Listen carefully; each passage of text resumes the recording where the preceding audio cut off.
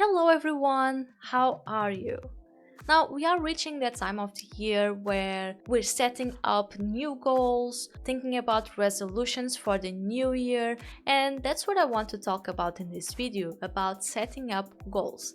Of course, this is a bit more art oriented, but I do feel that this can be really helpful and applied to other things in our lives. So my first tip is to focus on one goal at a time. You want to learn how to draw. But what do you want to learn? Do you want to learn how to draw people? Do you want to learn how to draw buildings, animals, nature? Think about this and choose one. Don't think about too many things at the same time. This can be very overwhelming, and a lot of times we're just too excited. We want to learn so many new things, and in the end, we get distracted with all those things and end up doing nothing. We end up not learning as much as we wanted because we were just too overhyped with this and we got distracted. So choose one goal and focus on that goal. I actually recommend you to write it down, write down the goal that you want, and then focus on this. Once you've done that, you go to the next step, which is you set up a plan and a schedule. So you write down your goal. Next, the thing you want to write is the when, the how, and where do you want to work. So for example, let's say you want to draw every day for about half an hour in your sofa. Now, of course, this is just an example. Choose the thing that fits you the best and the place and everything, but open up a sketchbook or your journal or even in your phone, or you can also just write in the post-it notes and put it in your desk, and you write down, for example, anatomy drawing every day from 5 p.m. to 5:30 p.m. on my sofa on my iPad. Again, this is just an example. Choose any medium that you're more comfortable with, choose any place, choose any time, but do write it down. This is already a step in your progress. Once you write these things down, you already feel a bit accomplished. Believe me, I really love having my journal. Just writing down the tasks that I have to do in the next day, I already feel like I did something.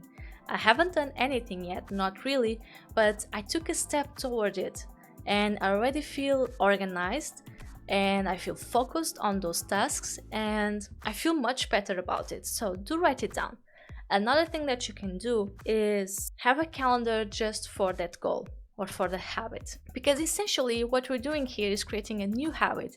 Whether you do it every day or not, it's going to be a new routine for you and a new habit. So what a lot of people do is having a calendar. Every time you accomplish your goal, you make a cross in the day, and you're going to be feeling accomplished every time you do that cross, day after day.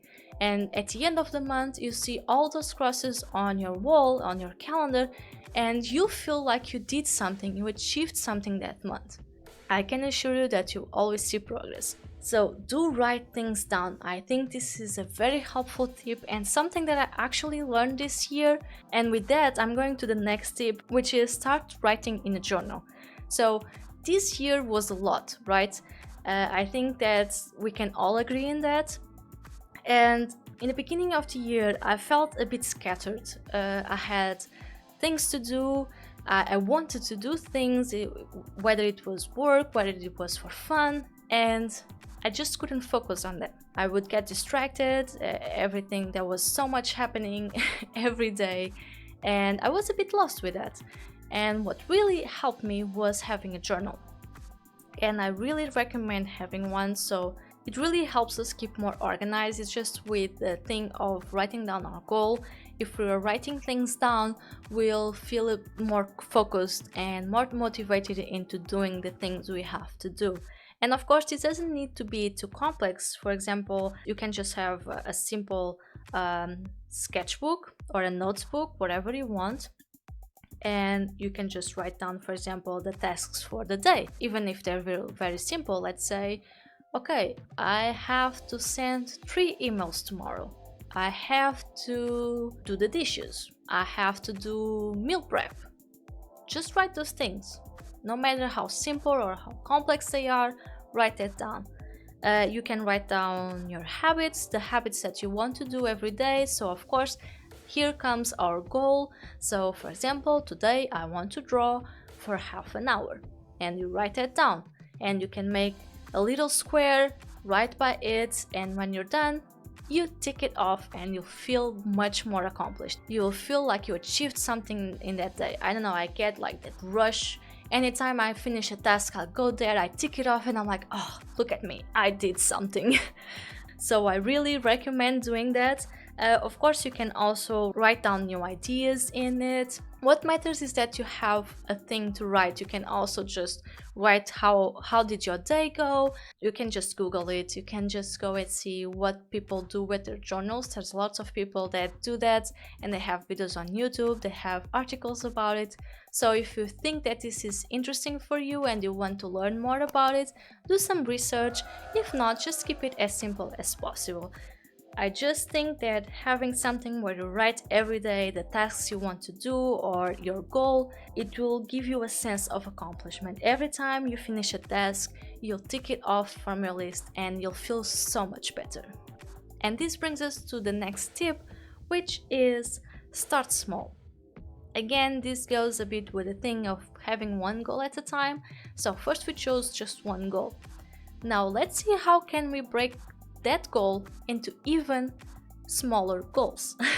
That's basically it. We have a big goal, for example, I want to learn how to draw characters. I want to learn how to draw my own characters. And this is a very big topic, right? It's very broad. There's a lot of things that you want to learn when doing this. So let's break this into even smaller goals. So for example, if you want to learn how to draw characters, you might want to learn anatomy in general. Maybe you want to focus on drawing hands, expressions, poses, clothing and outfits for your characters, how to use colors, how to pick up colors. There's so many things that you can learn. Choose one and focus on that one. This will make it easier to focus on what's important for you in that moment. Not only that, but it will make the goal even less overwhelming.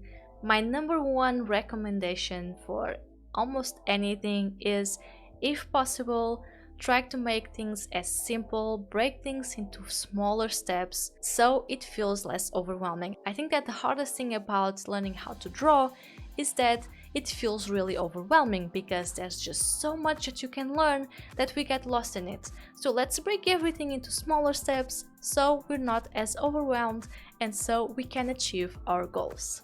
Alright, just 2 more tips. And the next one is focus more on the positives. Something that I've noticed this year, and this is one thing that I started to do, is that we tend to focus on the negatives, even in our days or daily routines. For example, let's say you're going to work and when you get home, you're talking with someone about it and you go, oh, there was just so much traffic today. It took me so long to get home. And of course, this was true. But let's say that while you were in traffic, you did realize that the sky was beautiful. The sun was shining just right, the colors were amazing, the clouds look really fluffy and beautiful, and you're forgetting about that part. Maybe focusing that will be better for you, focusing on the fact that you did see a beautiful morning instead of being stuck in traffic. Just turning something that was bad into something better. And this is something that I recommend doing, is that if you do have a journal, have a section where you write the good things that happened that day. It really helps us start to seeing more good things and focus on those. It is a bit of a mindset shift. We shift our minds into thinking about more positive things. Some days go really bad and that happens. However, I do try to write down things that did go better that day, the positive things that did happen that day. Let's say sometimes just nothing happens, but I do write down, for example, I did finish all my tasks. That's a positive for me. And that makes me feel better, even if the rest of the day might have been a bit or there were a lot of bad things happening that day, but at least I got that. I did all my tasks. I think this can also be really applied to drawing, because when we're drawing, and especially when it goes wrong, we do tend to focus on all the negatives of it. We finish drawing and the first thing we're going to do is look for all the mistakes. And well, there might be mistakes, but instead of focusing how bad they are, why won't we shift our mind a little bit and learn from those? So instead of thinking, oh, I drew this wrong and wrong, this looks ugly, let's learn from it. So let's write down what you learned from that. I learned that doing this doesn't work for me. I'm going to try and do this in another way. I learned that I didn't plan my drawing as much as I wanted today. So next time I'm going to plan it better. I'm going to draw more thumbnails and see all the possibilities that I have before jumping to the final version.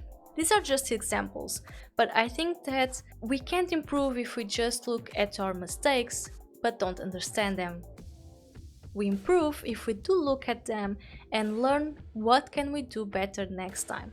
So again, I think it's really helpful to write these things down so you don't forget. So let's say the next day you made the same mistake, you can go back to what you wrote and see, oh yes, here is a possible solution.